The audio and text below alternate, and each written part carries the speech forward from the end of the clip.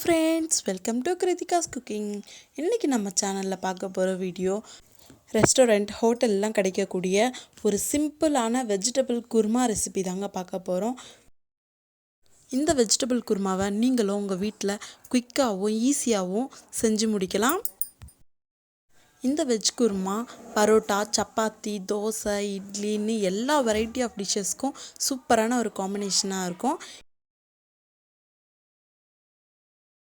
இந்த வெஜிடபிள் குருமா எப்படி செய்கிறதுன்னு பார்க்குறதுக்கு முன்னாடி ஒரு சின்ன ரிக்வெஸ்ட். நீங்கள் நம்ம சேனலை ஃபஸ்ட் டைம் பார்க்குறீங்கன்னா வீடியோ கீழே உள்ள ரெட் கலர் சப்ஸ்கிரைப் பட்டனை ப்ரெஸ் பண்ணிக்கோங்க. கூடவே வர பெல் ஐக்கானையும் கிளிக் பண்ணிக்கோங்க. அப்போ தான் நான் போடுற வீடியோஸ் நோட்டிஃபிகேஷனாக உங்களுக்கு வரும். வாங்க வீடியோக்குள்ளே போகலாம். வெஜிடபிள் குருமா செய்கிறதுக்கு ஸ்டவ் பற்ற வச்சு ஒரு குக்கர் வச்சுக்கிறேன். நான் குக்கரில் தான் வெஜிடபிள் குருமா செய்ய போகிறேன். குக்கர் நல்லா சூடான பிறகு 5லேருந்து 6 குழிக்கரண்டி அளவுக்கு ஆயில் சேர்த்துருக்கேன். எண்ணெய் சூடான பிறகு ஒரு பிரிஞ்சி இலையை சேர்த்துருக்கேன். பிறகு மராட்டி மொக்கு ஒன்று சேர்த்துருக்கேன். ஒரு அன்னாச்சி பூ சேர்த்துருக்கேன். ஒரு துண்டு பட்டையை சேர்த்துருக்கேன். பிறகு 4 கிராம்பு சேர்த்துருக்கேன். பிறகு கல்பாசியை சேர்த்துருக்கேன். 2 ஏலக்காயை சேர்த்துருக்கேன்.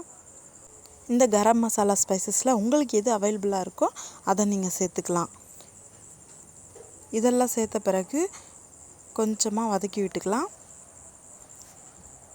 இதை போட்ட 2 நிமிஷம் கழித்து பொடிசாக கட் பண்ணி வச்சுருக்கிற வெங்காயம் 2 பெரிய சைஸ் வெங்காயத்தை சாப் பண்ணி சேர்த்துருக்கேன். வெங்காயம் பொன்னிறமாக வதங்குற வரையும் வதக்கிக்கலாம். 2 நிமிஷம் வெங்காயத்தை பொன்னிறமாக வதக்கின பிறகு 2 கீரி வச்சுருக்கிற பச்சை மிளகாயை சேர்த்துருக்கேன். பிறகு ஒரு பிடி கருவேப்பிலையை சேர்த்துருக்கேன். இதெல்லாம் சேர்ந்து 2 நிமிஷம் நல்லா வதங்கின பிறகு பொடிசாக சாப் பண்ணி வச்சுருக்கிற 2 பெரிய சைஸ் தக்காளியை சேர்த்துருக்கேன். தக்காளியை சேர்த்து நல்லா வதக்கின பிறகு கிரேவிக்கு தேவையான உப்பு, கல்லுப்பு சேர்த்துருக்கேன். பிறகு 2 டீஸ்பூன் அளவுக்கு இஞ்சி பூண்டு பேஸ்ட் ஃப்ரெஷ்ஷாக இடித்தது சேர்த்துருக்கேன். இதெல்லாம் சேர்ந்து நல்லா வதங்கட்டும். 5 நிமிஷம் நல்லா வதங்கி எண்ணெய் தனியாக பிரிஞ்சு வர நேரத்தில் நம்ம எடுத்து வச்சுருக்கிற காய்கறிகளை சேர்த்துக்கலாம். நான் உருளைக்கிழங்கு, காலிஃப்ளவர், கேரட், பீன்ஸ் இதெல்லாம் சாப் பண்ணி சேர்த்துருக்கேன். இதோட பட்டாணியையும் சேர்த்துருக்கேன். அந்த வீடியோ கிளிப் மிஸ் ஆகிடுச்சு. இதெல்லாம் சேர்த்து நல்லா வதக்கிக்கலாம். இதெல்லாம் சேர்ந்து நல்லா வதங்கின பிறகு இப்போ தனி மிளகாய்த்தூள் 1 டீஸ்பூன் அளவுக்கு சேர்த்துருக்கேன். தனி தனியாத்தூள் 1 டீஸ்பூன் அளவுக்கு சேர்த்துருக்கேன். பிறகு கரம் மசாலா தூள் 1 டீஸ்பூன் அளவுக்கு சேர்த்துருக்கேன். இதெல்லாம் சேர்ந்து நல்லா காய்களுக்கு பிடிபடும் மாதிரி நல்லா வதக்கி விட்டுக்கலாம்.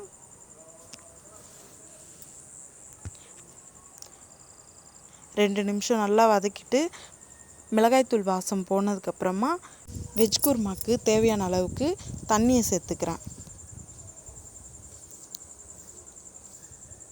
தண்ணியை சேர்த்து நல்லா கலந்து விட்டுக்கலாம். இந்த ஸ்டேஜில் உப்பு, காரம்லாம் நம்ம பார்த்து அட்ஜஸ்ட் பண்ணி விட்டுறலாம். உப்பு கம்மியாக இருந்ததால் கொஞ்சமாக உப்பு சேர்த்துருக்கேன்.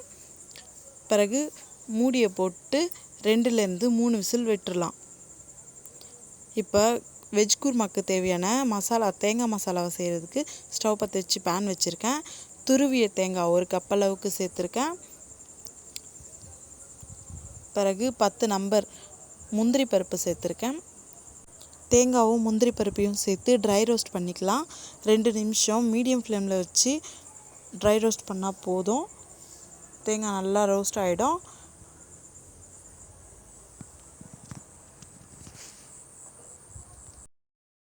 இப்போ ட்ரை ரோஸ்ட் பண்ண தேங்காவை ஒரு மிக்ஸி ஜாருக்கு ட்ரான்ஸ்ஃபர் பண்ணிக்கலாம்.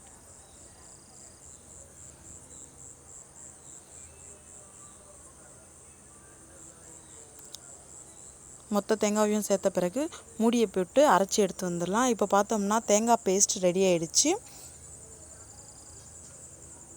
அதுக்கு குக்கர் 3 விசில் விட்டுருச்சு. இப்போ மூடி மேலே ப்ரெஷர்லாம் எடுத்துட்டு அடுத்து மூடியை ஓப்பன் பண்ணிடலாம். இப்போ பார்த்தோம்னா குக்கரில் சேர்த்துருக்கிற மொத்த காய்கறிகளும் சூப்பராக வெந்து வந்துடுச்சு.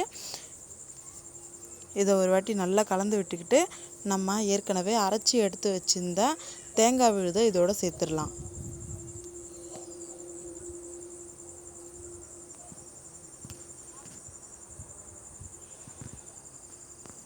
தேங்காய் விழுது சேர்த்த பிறகு 10லேருந்து 15 நிமிஷத்துக்கு குருமாவை நல்லாவே வேக விடலாம்.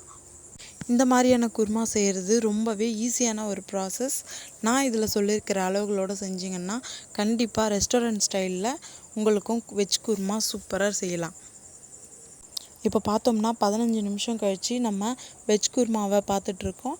அது ஒரு திக்கான கன்சிஸ்டன்சியில் சூப்பராக வெந்து வந்துடுச்சு.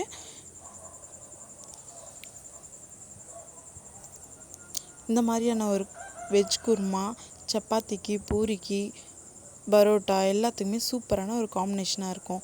லாஸ்ட்டாக நம்ம சாப் பண்ணி வச்சுருக்கிற கொத்தமல்லியை தூவி விட்டு ஸ்டவ் ஆஃப் பண்ணிடலாம்.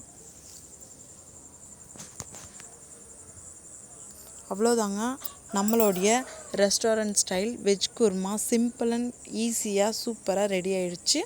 இதை நீங்களும் உங்கள் வீட்டில் ட்ரை பண்ணி பாருங்கள். உங்களுக்கு எப்படி வந்துச்சுன்றதை என்னோட கமெண்ட்டில் ஷேர் பண்ணிக்க மறந்துடாதீங்க. இந்த வீடியோ உங்களுக்கு பிடிச்சிருந்துச்சுன்னா லைக் பண்ணுங்கள், ஷேர் பண்ணுங்கள், கமெண்ட் பண்ணுங்கள். கிருத்திகாஸ் குக்கிங்கை சப்ஸ்கிரைப் பண்ண மறந்துடாதீங்க. தேங்க்யூ.